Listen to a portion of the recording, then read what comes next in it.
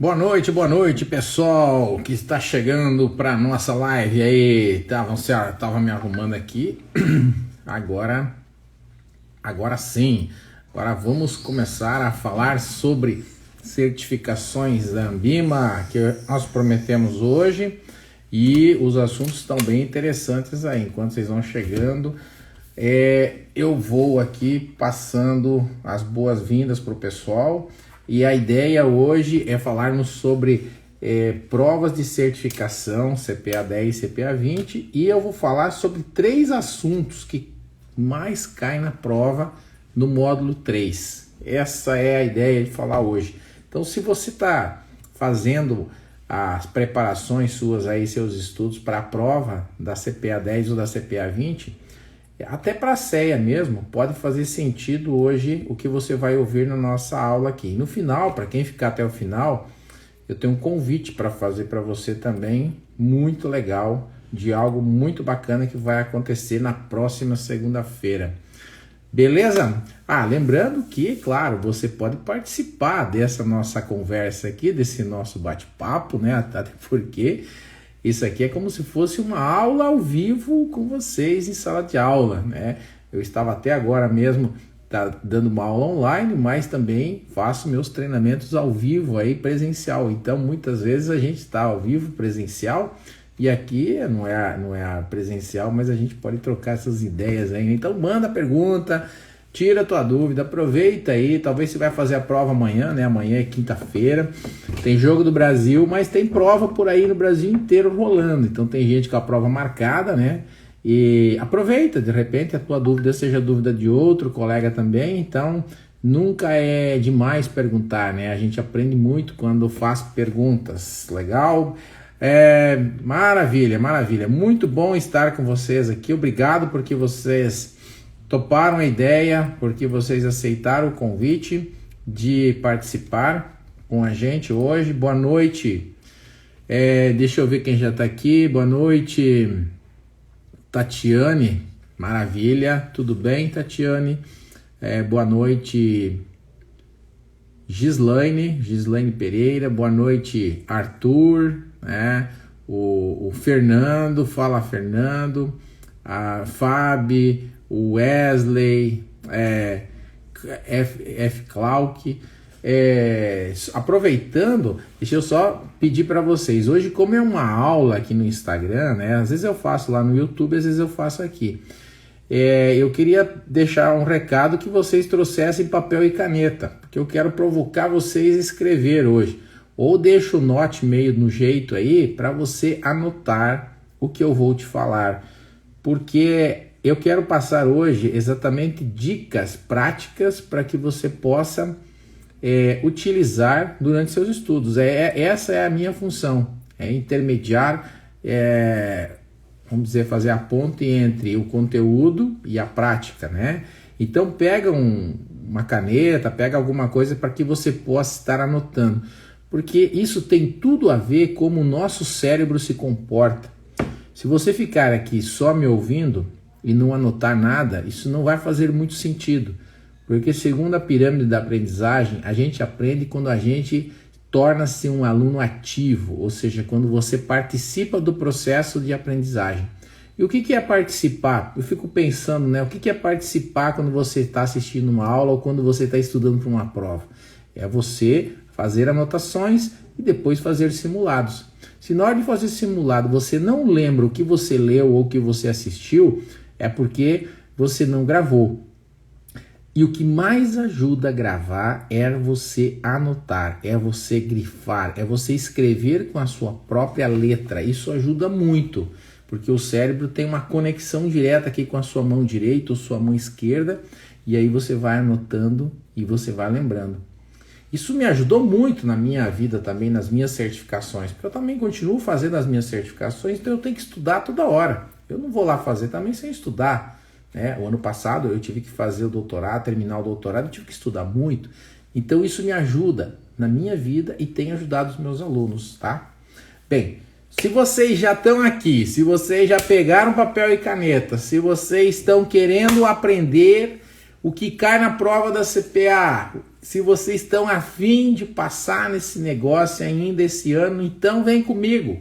Vem comigo, vamos participar, vamos, né? Comenta aí se você já pegou papel e caneta, fala assim, sim, comenta aí, e aí eu já começo com o primeiro assunto, tá certo? Vou comentar com vocês aqui e vocês vão ter que anotar, né? Vocês vão ter que anotar o que eu vou falar para vocês e aí a gente vai avançando aqui nos conteúdos. A princípio são 3 assuntos que nós vamos passar nesse tempo aqui de mais ou menos 40 a 45 minutos. O primeiro assunto, então, anota aí, módulo 3, né, da CPA 10, também cai na CPA 20, eu vou falar sobre benchmark, tá bom? Benchmark. Benchmark é um assunto fácil, né? A gente não tem muita dificuldade, tá certo? Mas como eu sempre digo nos treinamentos, assuntos fáceis nós temos que gabaritar. Assuntos fáceis nós temos que acertar tudo, não é verdade? Porque se é fácil tem que acertar. O problema é que às vezes a gente está estudando tantos assuntos difíceis, está deixando os fáceis de lado. E aí está errando os fáceis. Quando você termina a prova, a Ambima, depois de alguns dias, ela manda para você um resumo detalhado do teu desempenho, seja você aprovado ou não. E pode olhar que muitas vezes você errou questões fáceis, tanto para quem passou como para quem não passou. Quem passa muitas vezes não olha, né? Mas tira e queda, a gente erra às vezes questões fáceis, e muitas vezes é por desleixo, por não interpretar muito bem a questão, ou por não estar entendendo muito bem o que estão perguntando. Então um benchmark, gente, nada mais é do que um índice que serve para avaliar comparativamente um investimento com uma carteira, ou com um outro índice, tá certo? Benchmark é um índice de uma carteira ou um índice do mercado. Então deixa eu dar um exemplo para vocês. Vamos supor que você esteja investindo em renda fixa. Por exemplo, que você esteja investindo num fundo de renda fixa. Os fundos de renda fixa, e eu quero saber se esse fundo de renda fixa ele tem um desempenho bom ou não tão bom ou ruim, certo? Como é que eu faço, né? Vamos supor que eu fale para você que o fundo de renda fixa XYZ rendeu 10% ao ano, beleza? Maravilha. Cara, isso é rentabilidade nominal. Isso é bom ou ruim? É isso que a prova vai perguntar sobre benchmark. Isso é bom ou ruim? Eu preciso saber quanto que o benchmark rendeu, né? E geralmente os benchmarks da renda fixa são o CDI, a taxa Selic, né? Os índices da Ambima, mas o CDI é o mais comum. Vamos pegar o CDI como exemplo aqui. Vamos supor que o teu fundo rendeu 10% ao ano, ao mês, ao período, 10%. E o benchmark rendeu 15%. Isso é ruim, porque rendeu menos que o benchmark. Não é verdade? Se rendeu mais do que 15%, aí seria bom. Então, o benchmark, na verdade, serve como parâmetro de comparação. Sempre assim, tá? Parâmetro de comparação. Então, para você comparar um fundo, só que o parâmetro de comparação, ele tem que ser com indicadores semelhantes. Não adianta eu comparar abacaxi com banana. Por exemplo, se você investiu em renda fixa, como eu disse para vocês, o que é renda fixa? Fundos de renda fixa, né? Fundo de renda fixa que não investem em ações, que investem mais em produtos de renda fixa. O que são produtos de renda fixa? LCA, LCI, títulos CDBs, né? São títulos públicos, são produtos de renda fixa. Esses produtos, muitos desses produtos você deve utilizar como benchmark o CDI. Então, se você tem produto de renda fixa, você vai comparar com o benchmark da renda fixa. Se você tem um produto de renda variável, você vai comparar com um benchmark da renda variável. O que é produto da renda variável? Fundo de ações, fundo multimercado, por exemplo. Claro que tem fundos multimercados que acompanham o CDI, porque eles têm mais renda fixa do que renda variável. Mas, se for um fundo de ações, por exemplo, você vai comparar com o índice da Bolsa, que é o Ibovespa, por exemplo. Tá? Então, eu sempre tenho que ter em mente que existe um benchmark para comparação, para mim saber se o fundo é bom ou se o fundo é ruim. E esse índice pode ser de renda fixa ou de renda variável. Tem outros índices também, por exemplo, fundo imobiliário, que é um assunto que cai na prova da CPA 20, né? CPA 10 não cobra fundo imobiliário, mas fundos imobiliários são fundos que investem em empreendimentos imobiliários. E eles têm como característica ser muito parecido com as ações, porque a gente não pode negociá-los normalmente como fundos, né? Eles se chamam de fundos imobiliários, mas você compra eles no mercado, direto no home broker, né? De um em um. E ele te paga, na verdade, você ganha no ganho de capital na venda da cota e você também ganha dividendos mensais nos fundos. E os fundos têm como benchmark um índice chamado IFIX. Então, se você investe em fundos imobiliários, a resposta para o benchmark desse fundo se chama IFIX, tá bom? Só para falar para vocês 3 tipos de benchmarks que nós temos aí no mercado financeiro como um todo. Aí, uma coisa que eu gosto de fazer é tipo assim, você agora tá aí, né, chegando, para quem já chegou, boa noite, você está chegando, você pensa assim, tá, Cláudio, mas como que isso cai na prova? Isso é muito comum, essa dúvida vir na cabeça da gente. Não, eu já entendi, benchmark então é um negócio que serve para mim comparar o meu investimento. Beleza, isso eu já entendi, mas como que cai na prova? Porque eu já fiz essa prova 2 vezes, 3 vezes, 4 vezes, não passei. Eu fiz essa prova, li a questão, não entendi. Então essa é uma dúvida que cai toda hora nas provas. Aparece toda hora meus alunos me perguntando, professor, como é que cai na prova esse negócio? Então, uma das maneiras, eu vou te passar aqui 3 exemplos de como pode cair na prova. A primeira pergunta, eles podem pedir o conceito. E isso não vale só para benchmark, isso vale para qualquer assunto. Pedir o conceito. Se você entrar lá, porque às vezes você pergunta assim, ô Cláudio, de onde que você tira esses assuntos? Gente, existe um material que a Ambima publica todo ano, que é o resumo detalhado dos conteúdos que ela cobrará nas provas da Ambima daquele ano. E vocês sabem que já tem mudanças para 2023 a partir de março aí na fila, né, para entrar. Mas por enquanto não. Então é mais um motivo para você acelerar e fazer essa prova logo, né?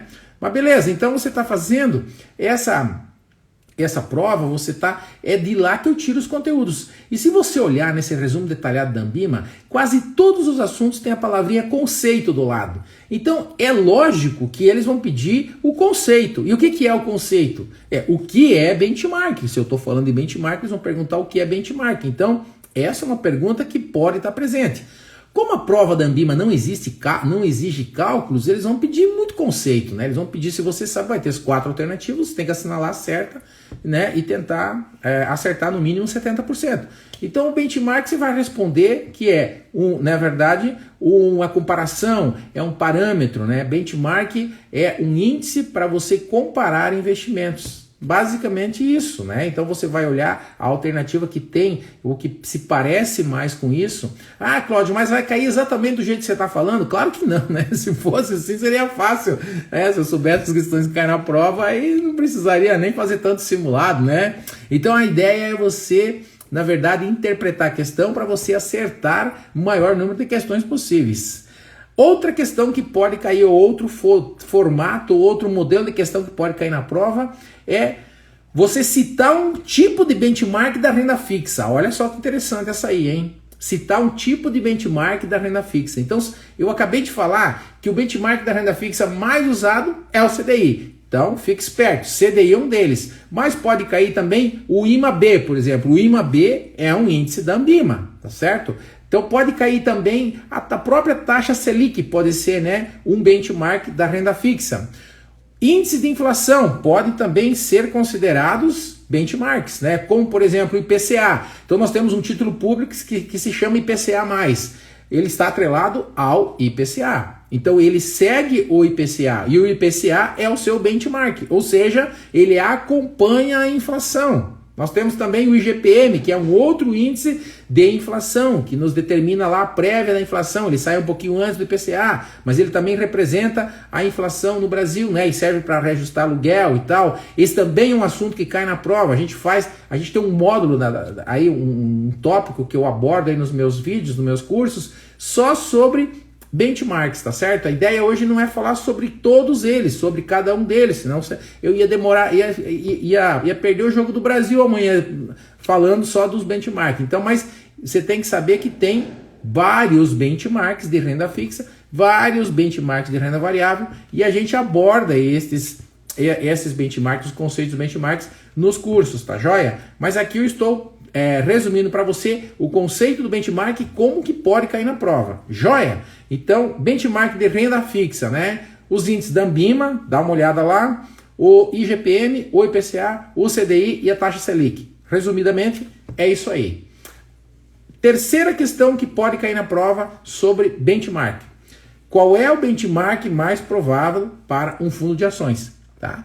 Então, fundo de ações, você sabe, são aqueles fundos que investem no mínimo 67% do seu patrimônio líquido em ações, ou em certificados de ações, ou em BDRs, ADRs. Então, nós temos aí todos os valores mobiliários envolvidos num fundo de ações. Então, a ideia é que você invista em um fundo de ações, invista mais em renda variável do que em renda fixa. Então, qual é o benchmark provável? O benchmark provável é que seja um benchmark da renda variável. E quais são? Bem, aí nós temos o mais usual, é o Ibovespa.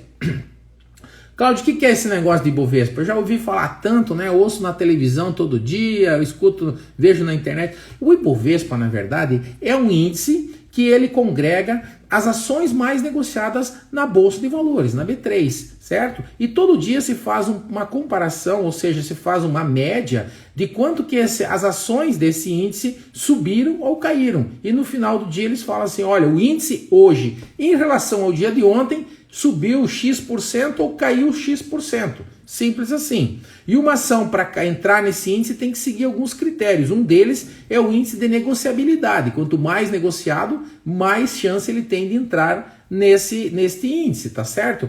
Hoje nós temos na Bolsa mais ou menos entre 500 a 600 ações, entre ações e BDRs. As ações, na verdade, que fazem parte desse índice são mais ou menos umas 90, ou seja, nem todas fazem parte, é lógico, né?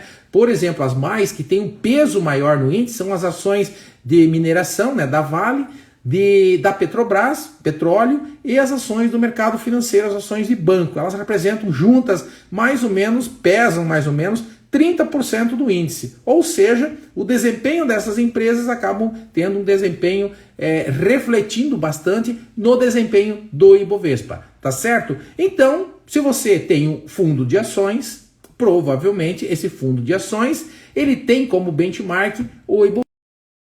Não necessariamente precisa ter o mesmo desempenho do Ibovespa. Por quê? Porque você pode ter no fundo ações que não fazem parte do Ibovespa e que têm um comportamento diferente do Ibovespa, não é verdade? Então isso já muda toda a história do jogo. Você pode também ter um gestor que usa uma estratégia mais ou menos ativa, ou seja, mais arriscada do que o próprio Ibovespa, colocando ações small caps ou ações que tenham mais risco. Então, tudo depende do que o gestor faz dentro desse fundo. Mas a comparação com o Ibovespa não deixa de ser lógica, porque você está comparando ações ou empresas que tenham aí um desempenho, ou seja, um risco, uma renda, se chama renda variável, né? O outro ponto, né, que outro benchmark da renda variável que pode ser, é o benchmark chamado de EASY, que congrega as ações sustentáveis, índices de sustentabilidade empresarial. Então, ações que têm responsabilidade empresarial fazem parte desse EASY. Ou ainda tem um outro índice chamado IBRX 100 e IBRX 50. Ele é um índice que congrega ou 100 ou 50 ações, mas com outros critérios. Joia? Essa é a ideia, essa é a forma que se usa para fazer esta análise, né? Hoje mesmo estava fazendo lá o meu cadastro no Home Broker, porque agora o cooperativismo, né, entrando com firme e forte também como home broker, né? Esse assunto a gente já falava há muitos anos, há muito tempo já vinha falando que esse momento ia chegar e está chegando, né? Que bom, né? Cada vez mais disseminando também o mercado de renda variável, porque as provas estão cobrando. Às vezes o aluno fala para mim, professor, mas esse assunto de ações eu não uso no meu dia a dia, né? Falei assim, calma que vai chegar, tu vai usar. E agora está chegando, está batendo na nossa porta aí, né? Comenta comigo se é o que eu estou falando já caiu na tua prova, se você está estudando, se é isso que você queria ouvir, tá bom? Enquanto isso, deixa eu pegar um cabo para carregar meu celular que está acabando a bateria. Olha só, que sacanagem, né? Não pensei nisso, né? Acontece. Já volto aí. Comenta aí se tu tá gostando.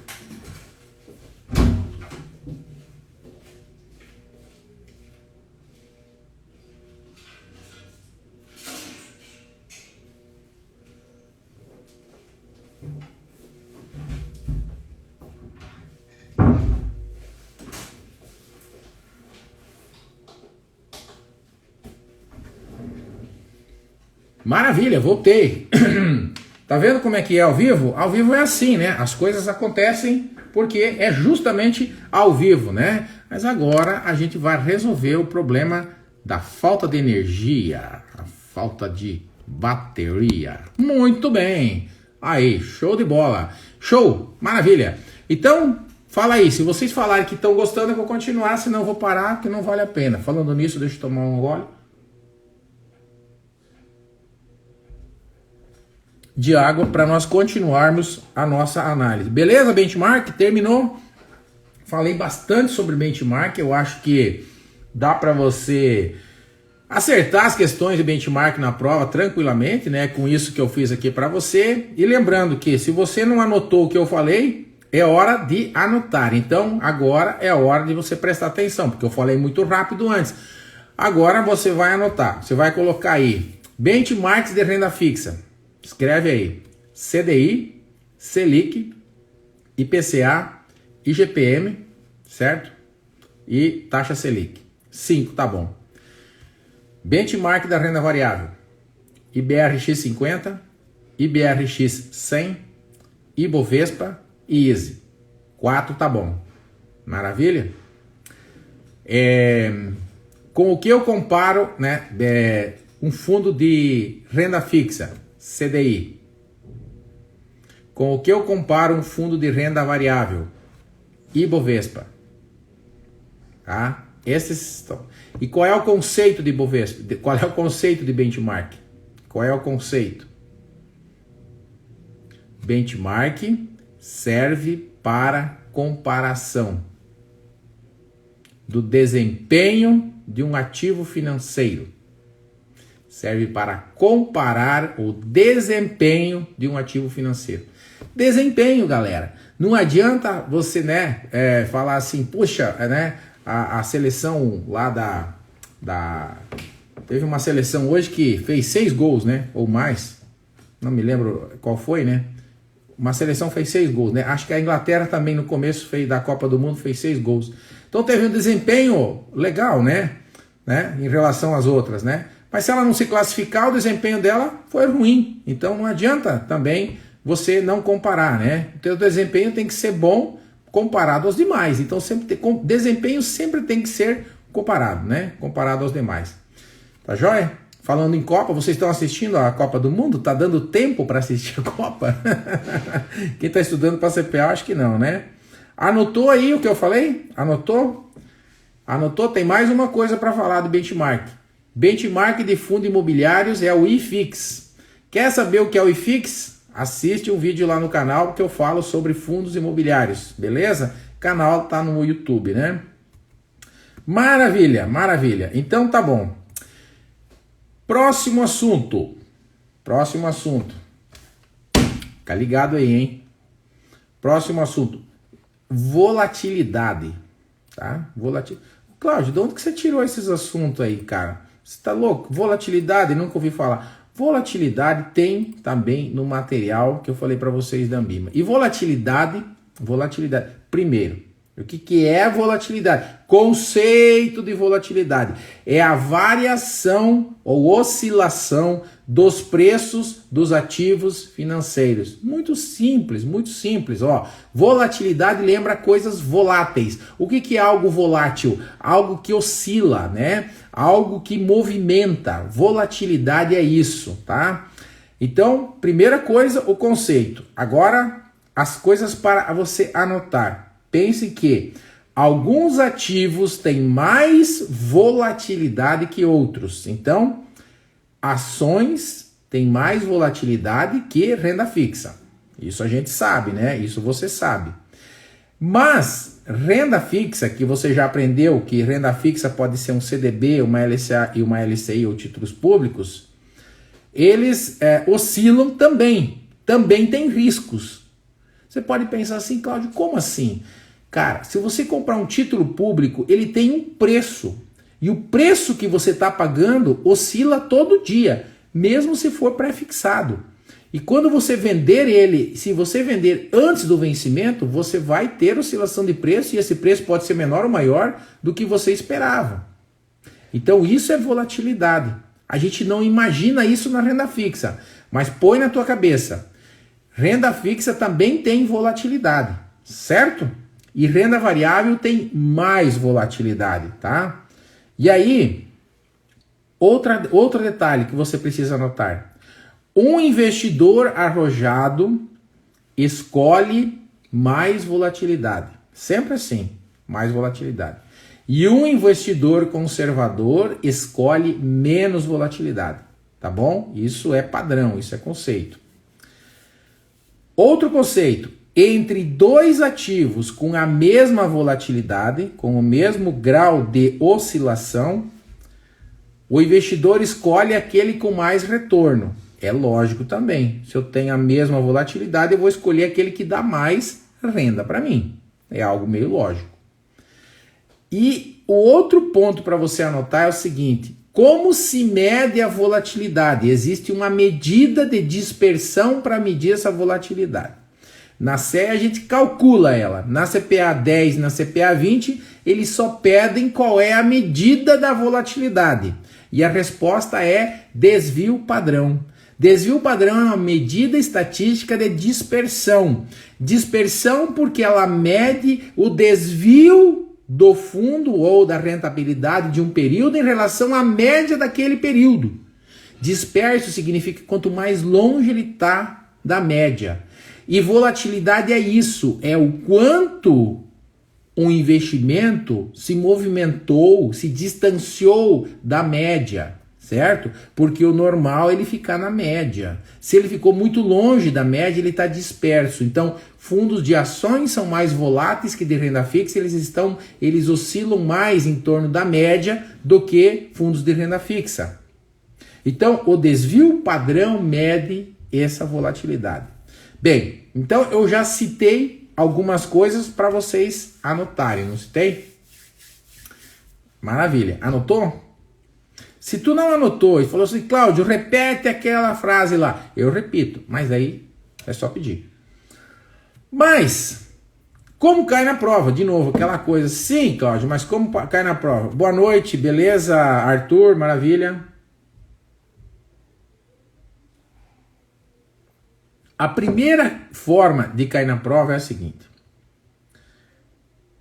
A pergunta que pode cair, né? Quando um preço oscila muito mais que o outro? Olha só.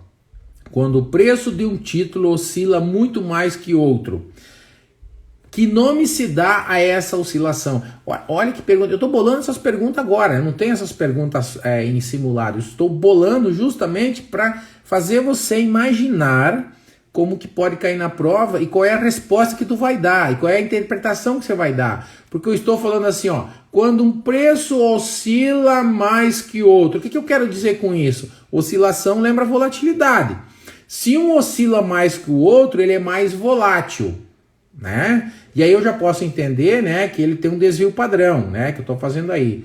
O nome disso é volatilidade, tá certo?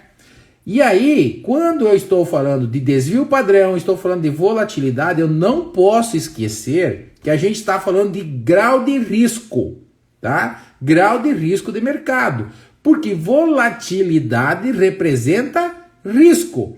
Então eu falar que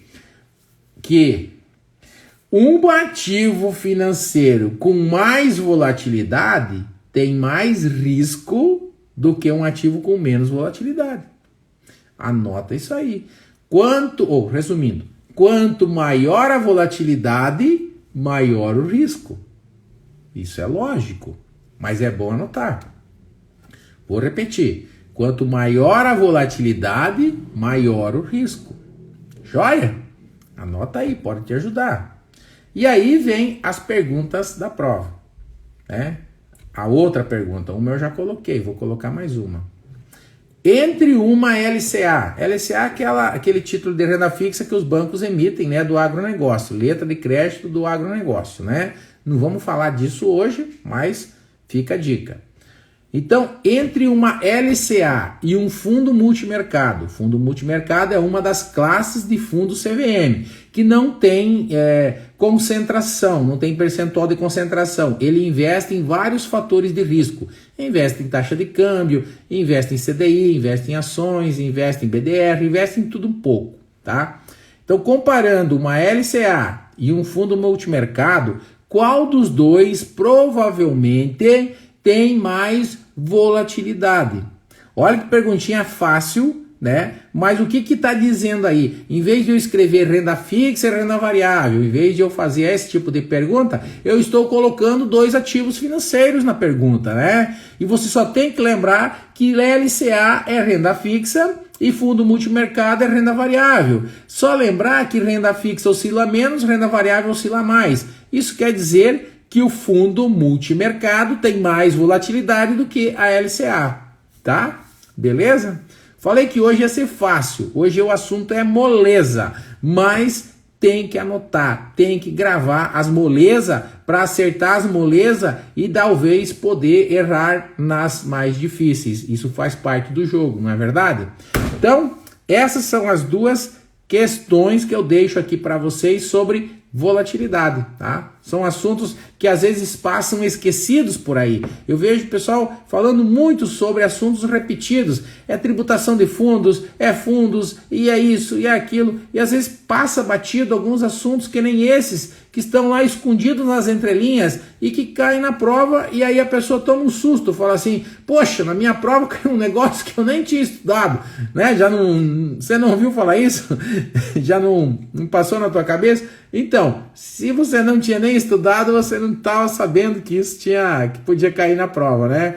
Então é por aí que acontece, né? Boa noite, Rafael. Boa noite, Roberta. Beleza, Roberta?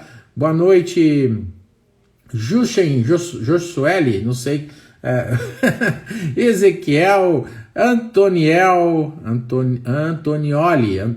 Júnior, Ivan Schultz. Boa noite. Oi, Simone, boa noite, menina. Tudo bem, Simone? Ah, Simone já é nossa aluna, né? Se é quem eu tô pensando. Pelo jeito é. E Gabriel Honda. É isso? Gabriel Honda. É isso aí, né? Muito bem, é isso aí. Bem-vindos a todos, tá? Deixa a tua pergunta, comenta aí se você tem dúvidas. Eu estou falando hoje sobre benchmark, falei sobre volatilidade e agora a gente vai falar sobre outro assunto, mas enquanto isso eu quero deixar mais uma pergunta. Teve alguns alunos hoje que falaram, professor, vai ficar gravado, não vou conseguir participar. Sim, vamos deixar aqui no Instagram e lá no canal do YouTube fica por um tempinho, né? E depois vai para o grupo de alunos. Lá no grupo de alunos o acesso é ilimitado para a vida inteira, porque o pessoal tá lá ralando, estudando e se dedicando para passar nessa prova aí, né? E depois ir para CPA 20, depois ir para CE e depois ir para mais para frente ainda, né? Bem, uma última colocação sobre benchmark, que eu queria, sobre volatilidade, eu queria dizer que pode cair um gráfico também, né? E o gráfico, sempre você vai olhar ele, aquele gráfico, sabe, tipo o eletrocardiograma do coração, que aparece assim, ó, cheio de para cima e para baixo, assim, ó, tudo riscado. Isso é alta volatilidade. Por quê? Renda fixa que tem baixa volatilidade aparece uma linha quase que reta, assim, tá? Então, cuida com gráfico, né? Eu sei que vocês adoram gráfico na prova, mas eu já tô dando uma dica para você matar gráfico na prova de uma forma mais fácil. E uma última pergunta que eu me lembrei agora, que eu vou falar para vocês, que também pode cair, tá? É eles colocar um número para o desvio padrão, ou o número para a volatilidade e vão colocar nome de ações. Eu vou dar um exemplo, daí vocês já vão sacar. Ó, vamos supor que as ações da Locamérica, né, uma locadora de veículos. Vamos supor que as ações da Locamérica tenham um grau de volatilidade, ou eles podem colocar desvio padrão. Tem um desvio padrão igual a 28, né? E as ações da WEG, né, que é uma outra empresa aí que vende motores elétricos, tem um desvio padrão de 45. Né? Então uma tem um desvio padrão de 28, outra tem um desvio padrão de 45. Aí eles vão perguntar assim, qual das duas é mais volátil? Qual das duas tem mais volatilidade? Qual das duas tem mais risco? Olha quanta perguntinha dá para fazer aí, né?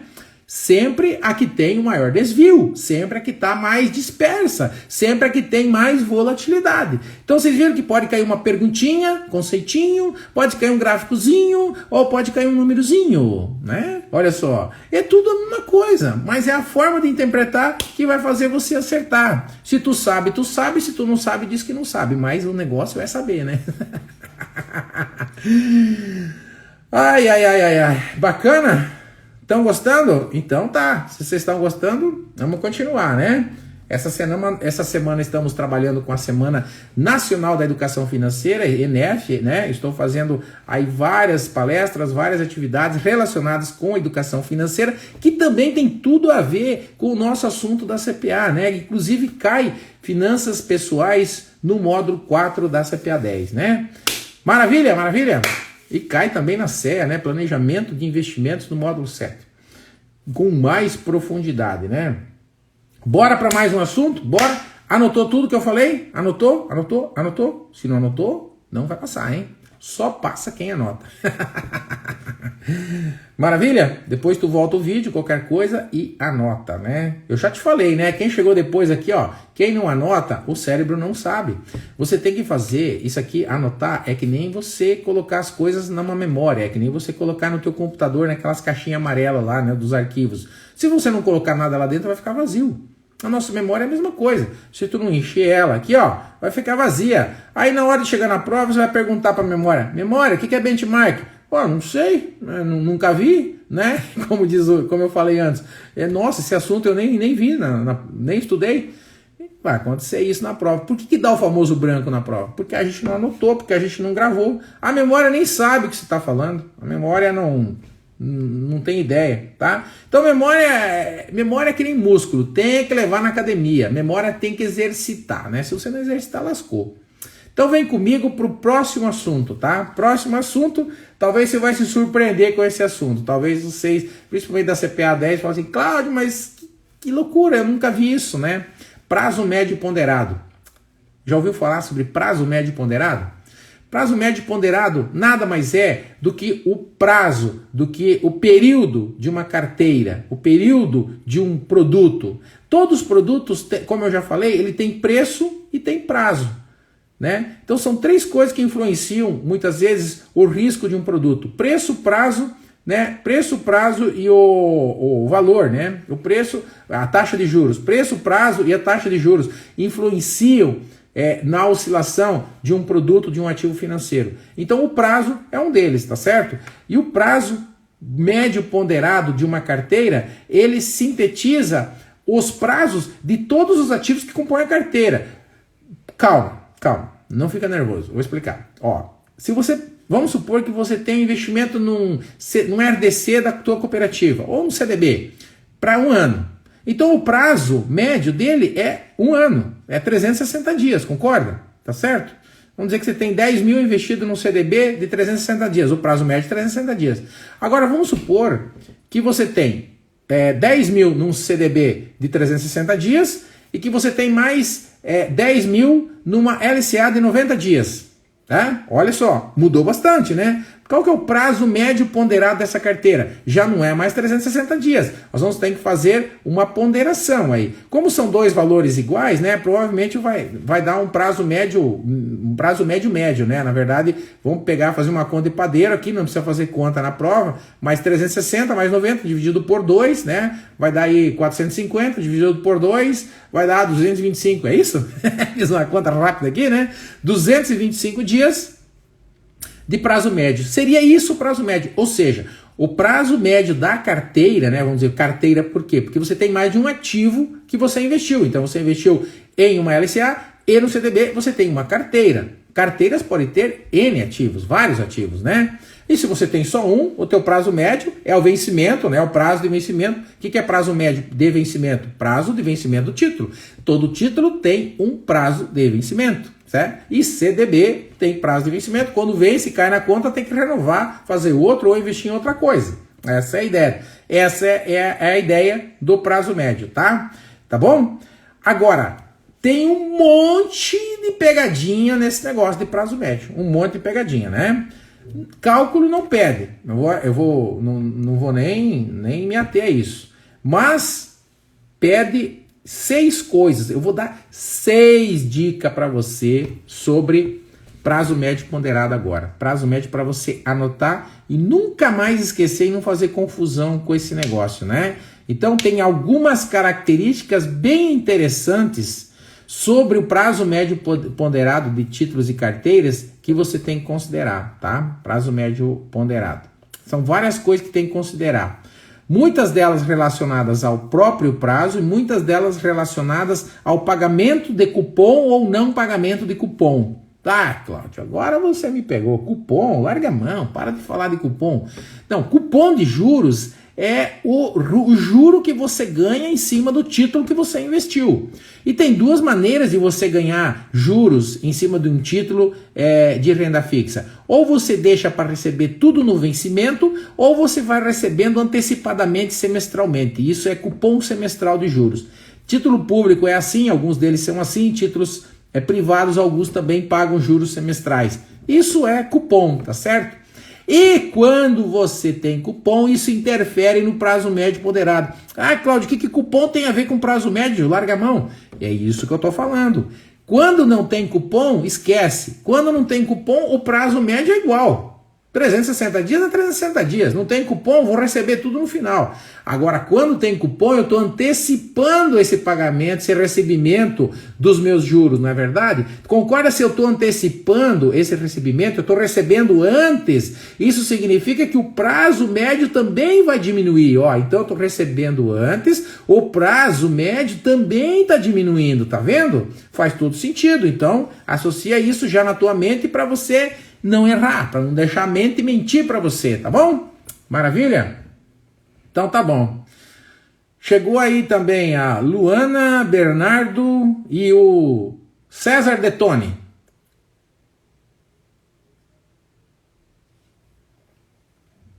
Maravilha, bem-vindo César, grande pescador lá de Capitão Leão das Marques, se é ele, se não me falha a memória, né? Bem-vindo César, bom te ver por aqui. Então vamos seguir em frente. Agora anota. Agora pega a caneta. Agora chegou a hora de escrever. Primeira dica de prazo médio. Quanto maior for o prazo final do vencimento, quanto maior for o prazo final do vencimento do título, tá? Maior vai ser o prazo médio. É lógico. Você lembra aquele exemplo que eu dei do CDB? O CDB tem 360 dias e a LCA tem 90 dias, tá certo? Então, como tem esse título de 360 dias, isso aumenta o prazo médio, tá? Então anota aí, quanto maior o vencimento, maior o prazo médio. Se eu pegar só títulos de 90 dias, de 80 dias, de 60 dias, o meu prazo médio vai ser curtinho. Agora, se eu botar junto um título de 1 ano, de 2 anos, de 3 anos, concorda que o prazo vai aumentando? Então isso é uma coisa lógica. Então, quanto maior o prazo dos títulos, ele vai aumentando também o prazo médio dos títulos. Maravilha? Maravilha? Gostou dessa? 2. Dica 2 de prazo médio. Anota aí. Anota aí. Não vai confiar na gravação. Gravação tu tá assistindo. Depois você assiste de novo se quiser para anotar. Mas escreve. O prazo até o vencimento. E o prazo médio são proporcionais. Então, eu já disse isso na primeira dica. Mas a segunda é uma outra forma de dizer a mesma coisa. O que significa são proporcionais? Significa dizer que se um sobe, o outro sobe também. Olha aí que legal. Não é verdade? É o que eu acabei de falar. Se o prazo médio do vencimento final, se o prazo do título é maior, o prazo médio é maior. Significa que eles são proporcionais. Então, por que eu estou falando isso? Porque eu estou falando isso porque a prova pode te cobrar isso. A prova pode perguntar se os títulos são proporcionais. E aí você fica vendido, fala assim, como proporcionais? Ué, se um sobe, o outro sobe. Isso na CPA 20 a gente chama de correlação também, tá bom? Ou seja, eles são correlacionados positivamente, né? Não quero confundir demais, que tem gente da CPA 10 aqui também, mas correlacionados positivamente quer dizer que os dois sobem juntos ou caem juntos, mais ou menos isso. Nesse caso não cai, eles sobem, porque eu estou falando que eles são correlacionados com os prazos sobem, ele sobe também o prazo médio ponderado. Terceira dica, tá? Eu falei para vocês que o preço, né, nós temos 3 variáveis importantes aí. Nós temos o prazo, nós temos o preço e nós temos a taxa de juros, tá? E a taxa de juros também influencia esse negócio. Também influencia o prazo médio. Então anota aí, tá? Tô careca, tô cansado de ver essa questão cair na prova. Quando eu tô dando essas dicas, eu também já estou falando que é assim que a prova cobra, tá? Então anota aí. Quanto maior a taxa de juros, tá? Porque todo ativo financeiro, ele tem uma taxa de juros, ou é IPCA, ou é Selic, mas ele segue uma taxa de juros, ou é pré-fixada, né? Quanto a taxa de juros representa quanto eu vou ganhar naquele investimento. Então, quanto maior a taxa de juros, menor vai ser o prazo médio. Olha que interessante, hein? Olha que interessante. Antes eu falei que quanto maior o prazo, maior o prazo do título, maior o prazo médio. Agora a taxa, ela tem relação inversa, então ó, correlação negativa, né? Quando a taxa sobe, o prazo médio cai. Por que isso acontece? Porque a gente faz você faz aquele cálculo, né, do valor presente do título, e isso acontece toda vez que a taxa sobe, o prazo médio, né, cai, tá bom? Então, taxa e prazo médio são inversamente proporcionais. Vou repetir, anota aí. Taxa e prazo médio são inversamente proporcionais. É diferente da dica 1 e 2 que eu dei, que eles são proporcionais. Prazo do título e prazo médio são proporcionais, ou seja, andam juntos, sobem juntos, né? Taxa e prazo médio não andam juntos. Quando um sobe, o outro cai. Quando o outro cai, quando o outro sobe, o outro cai. Eles são inversamente proporcionais. Anotou? Dica 4 sobre prazo médio. Quanto maior for os cupons, lembra que eu já expliquei o que é cupom, né? Depois você volta o vídeo, presta atenção no que é cupom de juros, né? Mas quanto maior for a frequência dos cupons, ou seja, o cupom for semestral, for trimestral, quanto mais cupom tiver, ou quando tiver cupons, né, menor vai ser o prazo. Também são inversamente proporcional. Então, anota aí, eu vou falar de novo. Quanto maior os cupons, menor o prazo. Ou seja, cupom é igual taxa, né? Quanto maior, menor o prazo. Porque eu estou recebendo mais dinheiro antecipadamente. Isso vai diminuir o meu payback, ou seja, o meu prazo de recebimento. Eu vou receber dinheiro antes do que esperar até o vencimento. Dica número 5. A frequência de pagamentos e o prazo médio também são inversamente proporcionais. Ou seja, se eu receber esses cupons mais vezes durante o ano, quanto mais vezes eu receber, quanto mais cupons eu receber, menor vai ser esse prazo médio. Essa é a ideia. E a dica 6 e a última é a seguinte. Quanto maior, e essa é muito fácil e muito lógica por tudo que a gente está falando, porque sempre a prova vai querer testar se você sabe dizer qual o risco do ativo que você está investindo, qual é o risco desse negócio, toda vez eles vão pedir, e qual é o tamanho do risco A, e qual é o tamanho do ativo B, e qual é o tamanho do risco do ativo C, e comparando os dois, qual tem mais risco, sempre assim. E aí você vai falar assim, Cláudio, mas o que prazo médio tem a ver com risco? Criatura do céu, se você vai fazer um investimento e que você demora 10 anos, que ele tem um prazo de 10 anos, concorda que você está correndo um risco enorme, porque o que pode acontecer em 10 anos não se sabe. Então, títulos com prazo médio, dica, títulos com prazo médio maior tem maior risco. Lógico, sempre maior prazo, maior risco, tá? Então anota isso, porque daí você não erra na prova. E agora, como é que eu sei, Cláudio, que essa aula valeu a pena? Como é que eu sei se eu aprendi? Se você anotou as dicas que eu dei sobre benchmark, sobre volatilidade e prazo médio, tá? E se você terminar essa live, se você está estudando, tem tempo ainda, e você passar isso a limpo, e depois, amanhã, você fizer um simulado, provavelmente você vai acertar questões sobre volatilidade. Então vai lá agora e procura lá no simulado questões sobre volatilidade. Procura questões sobre benchmark. Procura questões sobre prazo médio e tenta resolver. O ideal não é fazer hoje. Hoje o ideal seria você passar limpo as anotações. O ideal seria você fazer amanhã o simulado, porque hoje está muito fresco, está muito fácil na memória. Porque na prova não é assim, na prova você vai dormir, de repente de manhã vai fazer a prova, então não vai estar tudo tão fresco na memória. Não se sabote, não se engane, tá bom? Então, hoje treina e amanhã joga. É que nem a seleção, treinou hoje e vai jogar amanhã. Você também. Você está querendo ganhar o Hexa? Então treina hoje, joga amanhã. Show de bola! Aí você vai lembrar, tá joia? Sempre faça o simulado no dia seguinte que você estudou. É melhor, não todas as vezes, mas de vez em quando. Por quê? Para você ir acostumando a memória, para você ir acostumando o cérebro. Lembra que eu falei que o cérebro tem que levar na academia, tem que treinar. É que nem a seleção, tem que treinar, né? Senão não ganha. Maravilha? Meu Deus do céu. Boa noite, Kelly. Boa noite. Quanta gente boa aqui. Boa noite, Marlon. Boa noite, Fininho. Boa noite, Neilton. E boa noite, Jomota. Grande Jô, bem-vinda. Também nossa aluna, né?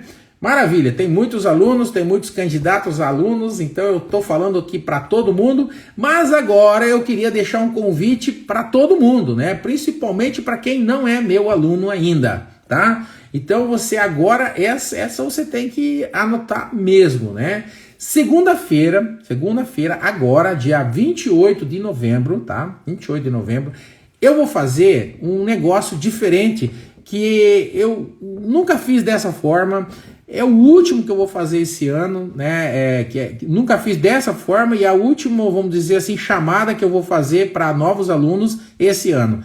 Eu vou fazer um evento para chamar novos alunos, tá bom? E esses novos alunos é só para CPA 10. Esse evento é só para CPA 10, tá bom, pessoal? Então, quem já tem CPA 10 não é para vocês. Para CPA 20 para CE, eu vou fazer em outro momento, tá bom? Então, anota aí, passa para quem está precisando. Segunda-feira eu vou fazer essa chamada. Vai ser aqui no Instagram, eu vou trazer pelo Instagram. Só que você tem que fazer uma coisa. Para poder participar, você tem que ir agora lá no link da bio aqui do Instagram meu e você tem que se cadastrar. Você vai fazer uma pré-inscrição, vai cair dentro de um grupo de WhatsApp e lá no grupo de WhatsApp eu já vou te entregar, de começo, eu vou te entregar um e-book, na verdade, que é um bônus, é um presente que eu estou entregando para as pessoas que se inscrevem, um e-book com 150 questões que eu entrego gratuitamente comentadas em vídeo para você estudar.